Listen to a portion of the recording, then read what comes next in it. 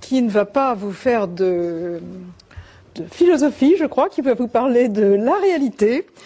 Monsieur Chouet qui vient d'écrire un article publié dans la revue Marine sous le titre « Afghanistan, le désert des Tartares ». Article à lire. Hein, point d'interrogation. Et avec un point d'interrogation, oui. Bien. Ensuite, après avoir écouté des points de vue de terrain, nous écouterons Monsieur Filiu, Jean-Pierre Filiu, qui est diplomate, actuellement professeur à sciences politiques et qui est invité à l'université de Georgetown aux États-Unis. Lui a publié plusieurs livres sur Al-Qaïda. Je vous donne le titre du dernier, qui s'appelle « Les 9 vies d'Al-Qaïda » et qui se lit presque comme un roman. Enfin,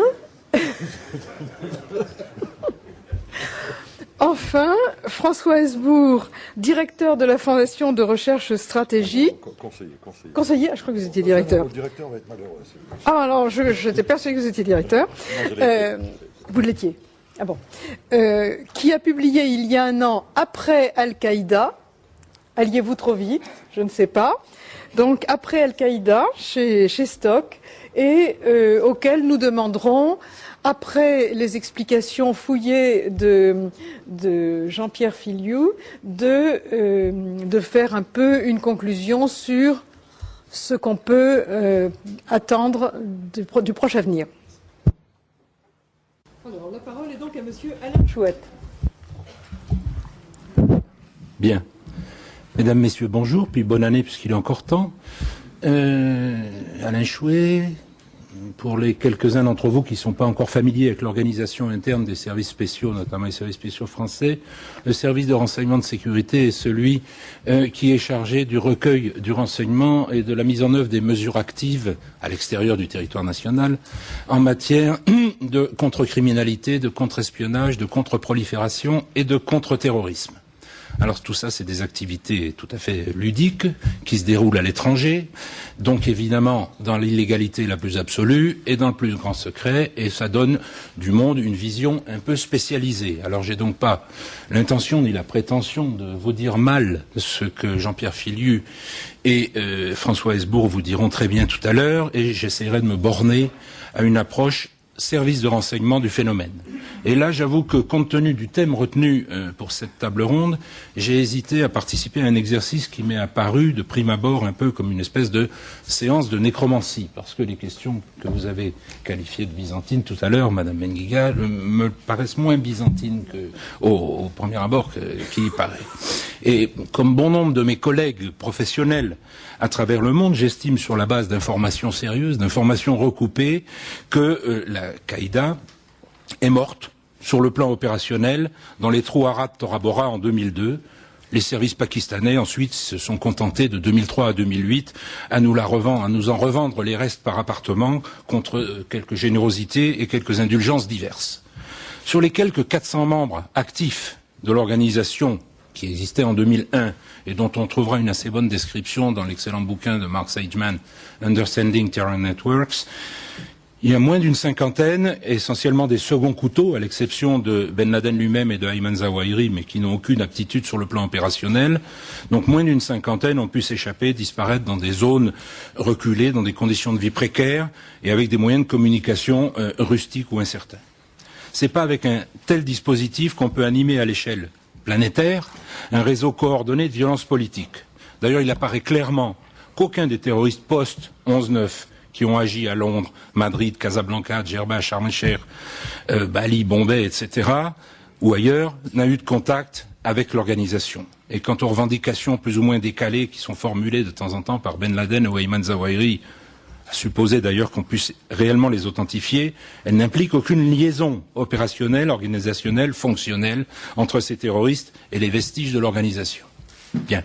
Toutefois, je suis bien obligé, comme tout le monde, de constater qu'à force de l'invoquer à tout propos, et souvent hors de propos, dès qu'un acte de violence est commis par un musulman, ou quand un musulman se trouve au mauvais endroit et au mauvais moment, comme dans l'histoire de l'usine AZF à Toulouse, ou même quand il n'y a pas de musulmans du tout, comme les attaques à l'anthrax aux États-Unis, À force de l'invoquer en permanence, un certain nombre de médias réducteurs et quelques soi-disant experts de part et d'autre de l'Atlantique ont fini non pas par la ressusciter, mais par la transformer en une espèce d'Amédée d'Eugène Ionesco, ce mort dont le cadavre ne cesse de grandir et d'occulter la réalité et dont on ne sait pas comment s'en débarrasser. Alors l'obstination incantatoire des Occidentaux à invoquer l'organisation mythique qu'on a qualifiée d'hyperterroriste, non pas parce qu'elle a fait, mais parce qu'elle s'est attaquée à l'hyperpuissance, cette obstination incantatoire a eu très rapidement deux effets tout à fait pervers. Premier effet, tout contestataire violent dans le monde musulman, qu'il soit politique ou de droit commun, quelles que soient ses motivations, a vite compris qu'il devait se réclamer de l'Al-Qaïda s'il voulait être pris au sérieux, s'il voulait entourer son action d'une légitimité reconnue par les autres, et s'il voulait donner à son action un retentissement international. Parallèlement à ça, tous les régimes du monde musulman, et ils ne sont pas tous vertueux, nous le savons, ont bien compris qu'ils avaient tout intérêt à faire passer leurs opposants et leurs contestataires, quels qu'ils soient, pour des membres de l'organisation de Ben Laden, s'ils voulaient pouvoir les réprimer tranquillement, et même, si possible, avec l'assistance des Occidentaux. D'où une prolifération de Qaïda plus ou moins désignés ou autoproclamés au Pakistan, en Irak, au Yémen, en Somalie, au Maghreb, ailleurs, le Qaïda dans la péninsule arabique, QPA, etc. Bien. Le principal résultat de cette dialectique imbécile, ça a évidemment été de renforcer effectivement le mythe d'une Qaïda omniprésente, tapis derrière chaque musulman, prêt à l'instrumentaliser pour frapper l'Occident, en général, les États-Unis bien sûr en particulier, au nom d'on ne sait pas trop quelle perversité. Et cette vision-là, elle procède de plusieurs erreurs d'appréciation et de perspective, et elle génère, surtout, des ripostes totalement inadaptées. Parce que si la Qaïda n'existe pas, la violence politique islamique existe, elle, bel et bien. Et l'Occident n'en est qu'une victime indirecte et collatérale. Les idéologues de la violence islamique ne sont pas des fous de Dieu. Ce sont des gens qui ont des objectifs précis. Et leur objectif, ce n'est pas d'islamiser le monde, c'est de prendre le pouvoir et les richesses qui y sont liées dans le monde musulman sans que l'Occident intervienne. Un peu suivant la même démarche qu'avait suivi à son époque le frère Hassan Tourabi au Soudan. Alors même si l'amour-propre des Occidentaux doit en souffrir, il faut répéter sans cesse que les principales, les plus nombreuses et les premières victimes de la violence islamique sont les musulmans. L'épicentre de cette violence islamiste, elle est ni en Afghanistan, ni en Irak. Il est en Arabie Saoudite. C'est d'ailleurs ce pays que visait d'abord le manifeste contre les Juifs et les croisés, qui a été un peu le texte, à la fin des années 90, le texte fondateur de l'organisation de Ben Laden. Et ce manifeste visait la famille royale saoudienne bien avant les Juifs et les croisés. Et c'est aussi ce pays qui, comme le note à juste titre notre ami Antoine Sfer, est le seul au monde à porter un nom de famille.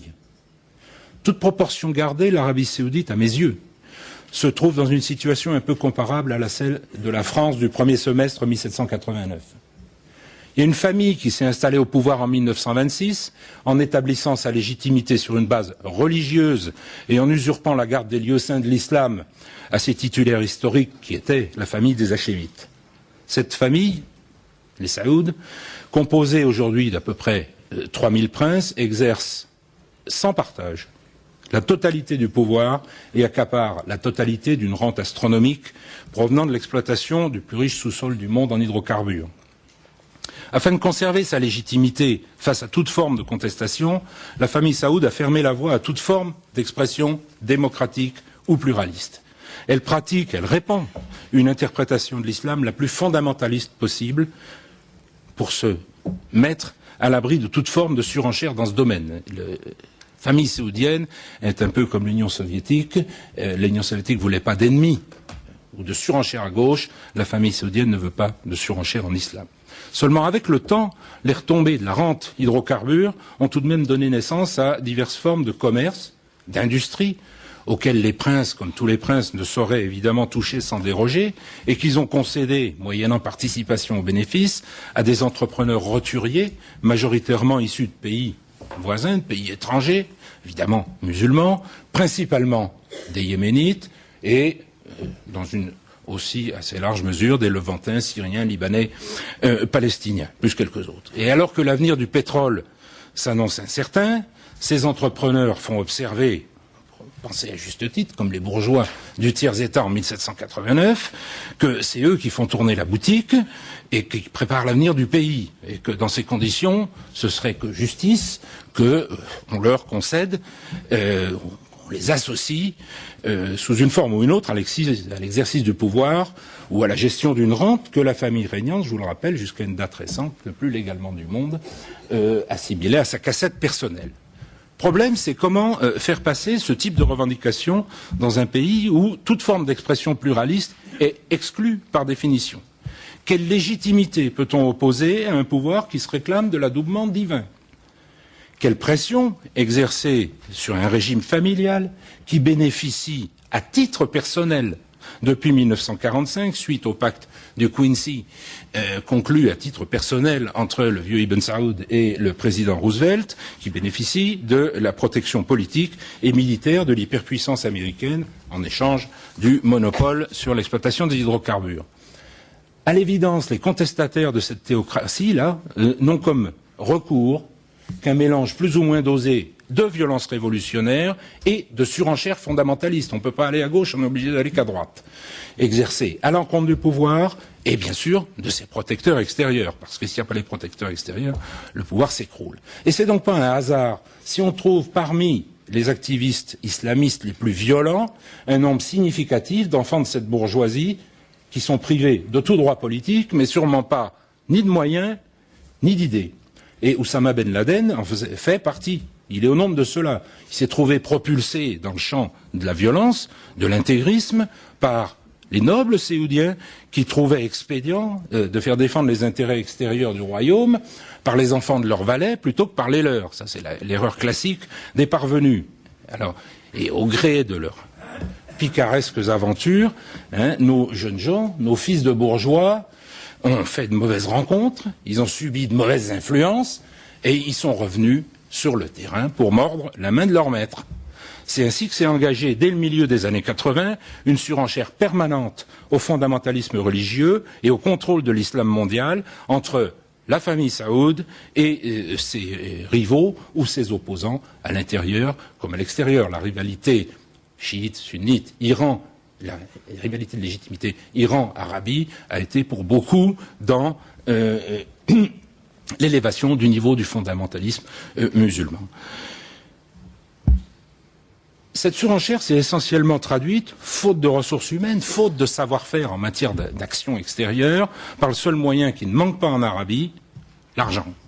C'est des fonds qui sont distribués de façon souvent inconsidérée dans l'ensemble du monde musulman et des communautés immigrées, qui ont évidemment fini dans l'escarcelle de ceux qui pouvaient s'en servir, c'est-à-dire de la seule organisation islamiste internationale à peu près structurée, bien structurée, qui est l'Association des frères musulmans et surtout sa branche transgressive, sa branche violente, son émanation violente que sont les Jama'a Islamiyya, les groupes islamiques, dont la Qaïda de Ben Laden n'était à mon sens que l'une des nombreuses manifestations. Et de fait, partout où la violence djihadiste s'exprime, c'est toujours évidemment dans les zones les plus fragilisées du monde musulman et de ses communautés immigrées, sa genèse repose toujours sur la même logique ternaire. Premier élément, une surenchère idéologique et financière du régime séoudien et de ses opposants locaux ou de ses rivaux. Deuxième élément, une forte implantation locale de l'Association des frères musulmans ou de ses émanations que sont les Jama'a Islamiyya, qui profitent des surenchères et qui surfent habilement sur toutes les contradictions politiques, économiques, sociales, pour dresser les masses contre les pouvoirs locaux et pour dissuader l'Occident de se porter à leur secours ou d'intervenir. Il faut rendre, pour être tranquille chez soi, il faut rendre le monde musulman haineux et haïssable. Et puis, troisième élément de cette logique ternaire, parce qu'il faut battre un peu notre coulpe, un regrettable penchant de la diplomatie et des services occidentaux, américains en tête bien sûr, et de leurs alliés locaux, à soutenir dans le monde entier, souvent militairement, les mouvements politiques les plus réactionnaires et les plus intégristes sur le plan religieux, comme rempart contre l'Union soviétique jusque dans les années 90, et dans la politique de containment de l'Iran ensuite, depuis les années 80. Et ce même cocktail de trois éléments produit, pour des raisons très différentes qui sont liées à des contentieux locaux non résolus ou à des interventions extérieures mal maîtrisées produit les mêmes effets, effectivement, en Afghanistan, au Pakistan, en Indonésie, en Irak, au Yémen, en Somalie, au Maghreb, dans les pays de la zone sahélienne et jusque dans les zones de non-droit des communautés musulmanes immigrées en Occident. Je ne vais pas entrer, pour des raisons de temps, dans le détail de ces différentes situations de violence politique, mais il faut bien constater que si elles se développent toutes suivant à peu près le même cheminement, elles correspondent à des problématiques locales totalement hétéroclites et mettent en jeu des acteurs qui ne communiquent que très peu entre eux. Et s'ils se réclament tous du même drapeau mythique, c'est parce qu'ils savent bien que ce drapeau a valeur de croque-mitaine pour les pays d'Occident en général, pour l'Amérique en particulier, qui sont tous supposés pouvoir apporter leur soutien aux régimes les plus contestés. Alors, Benguiga, bien sûr, on pourra toujours m'objecter que, puisque la violence djihadiste existe bien et qu'elle se développe à peu près partout, suivant les mêmes schémas, peu importe qu'on l'appelle ou non Al-Qaïda, qui ne serait alors que l'appellation générique d'une certaine forme de violence intégriste mondialisée. Un certain nombre de journalistes devenus plus prudents maintenant, au lieu de nous parler d'Al-Qaïda, nous parlent de la nébuleuse Al-Qaïda. Alors, la nébuleuse, c'est nébuleux, et le problème, effectivement, c'est qu'une telle confusion sémantique est à l'origine de toutes les mauvaises réponses et exclut de facto toute solution adaptée au problème. Parce qu'il existe, en effet, deux façons de passer à la violence terroriste politique. Ou bien on constitue un groupe politico-militaire organisé, hiérarchisé, avec un chef, une mission, des moyens, une tactique coordonnée, un agenda précis, des objectifs définis. Ça revient à constituer une armée avec des professionnels de la violence et à s'engager dans un processus d'affrontement de type militaire. C'est, ou ça a été, le cas de la plupart des mouvements terroristes révolutionnaires ou indépendantistes en Europe, en Amérique du Sud, au Proche-Orient jusqu'à la fin du XXe siècle.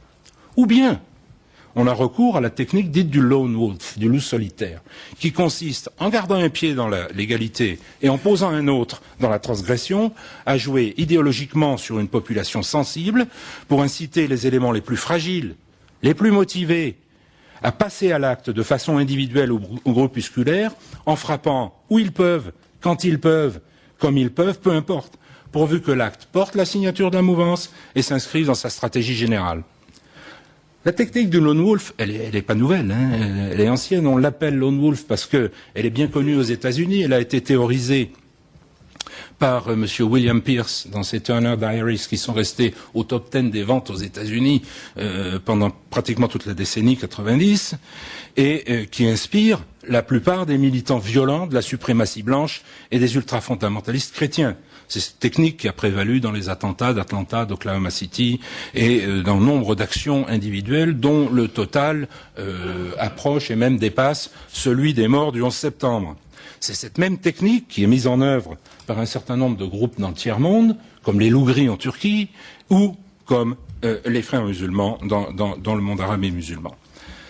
Alors, si certaines formes de violence locale dans le monde arabe empruntent au premier modèle, c'est à l'évidence, suivant le second modèle, que fonctionne la violence djihadiste exercée en direction de l'Occident et en direction d'un certain nombre de régimes arabes. Et tous les services de sécurité et de renseignement savent pertinemment qu'on ne s'oppose pas à la technique du lone wolf par des moyens militaires, des divisions blindées, ou par une inflation de mesures sécuritaires indifférenciées. On s'oppose à la technique du lone wolf par des mesures sécuritaires ciblées, appuyées sur des initiatives politiques, sociales, économiques, éducatives et culturelles qui visent à assécher le vivier des volontaires potentiels en les coupant de leurs sponsors idéologiques et financiers. Non seulement, et là je vous renvoie à différents rapports du Trésor américain, rien de sérieux n'a été entrepris pour tenter d'enrayer le substrat financier, et encore moins le substrat idéologique de la violence djihadiste, mais en désignant la Qaïda comme l'ennemi permanent contre lequel il faut mener une croisade par des voies militaires et sécuritaires totalement inadaptées à sa forme réelle, on a pris une mitrailleuse pour tuer un moustique. Alors évidemment, on a raté le moustique, mais les dégâts collatéraux sont patents, comme on peut le constater au quotidien, en Irak, en Afghanistan, en Somalie, au Yémen. Et le premier effet de cette croisade ratée, ça a été d'alimenter, au contraire, le vivier des volontaires de légitimer cette forme de violence, d'en faire le seul référentiel d'action, d'affirmation possible dans un monde musulman dont l'imaginaire collectif est traumatisé maintenant par une loi universelle des suspects qui pèse sur elle, par des interventions et des occupations militaires massives, interminables et aveugles. Depuis 9 ans, l'Occident frappe sans grand discernement en Irak, en Afghanistan, dans les zones tribales du Pakistan, en Somalie, en Palestine bien sûr. On se propose maintenant d'intervenir au Yémen, et puis pourquoi pas pendant qu'on y est en Iran, mais aux yeux des musulmans, Ben Laden court toujours au nez et à la barbe de la plus puissante armée du monde, et le régime islamiste d'Arabie Saoudite reste sous la protection absolue de l'Amérique. Alors pour conclure, et essayer d'apporter mon élément de réponse à cette table ronde, où en est Al-Qaïda? L'Al-Qaïda, elle est morte entre 2002 et 2004. Mais avant de mourir, elle a été engrossée par les erreurs stratégiques de l'Occident et les calculs peu avisés d'un certain nombre de régimes de pays musulmans. Et elle a fait des petits. Alors le problème pour nous, c'est maintenant de savoir si nous referons avec ces rejetons malvenus les mêmes erreurs en alimentant un cycle indéfini de violence, ou si, pour garder la référence à UNESCO, nous saurons, avec nos partenaires arabes et musulmans, enrayer la prolifération des rhinocéros. Merci.